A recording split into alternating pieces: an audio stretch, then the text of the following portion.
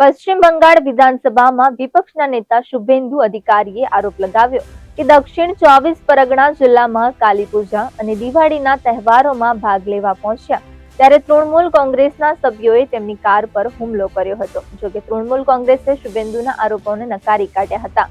શુભેન્દુએ દાવો કર્યો હતો કે ઓછામાં ઓછી 7 જગ્યાએ તેમની કાર રોકવાનો પ્રયાસ કરવામાં આવ્યો હતો અને લાલપુર મદરસેની સામે તેમના પર હુમલો થયો હતો। સમગ્ર ઘટનાનું તેમણે શેર કરતા લખ્યું હતું કે દક્ષિણ 24 પરગણા જિલ્લામાં ગેરકાયદેસર બાંગ્લાદેશી મુસ્લિમો દ્વારા મારા પર અનેક હુમલાઓનો સામનો કરવો પડ્યો હતો। શુભેન્દુએ કહ્યું હતું કે હું કોઈ રાજકીય કાર્યક્રમમાં ભાગ લેવાનો નહોતો, પરંતુ એક હિન્દુ તરીકે હું કાલી પૂજા અને દિવાળીના ઉજવણીમાં હાજરી આપવા જઈ રહ્યો હતો।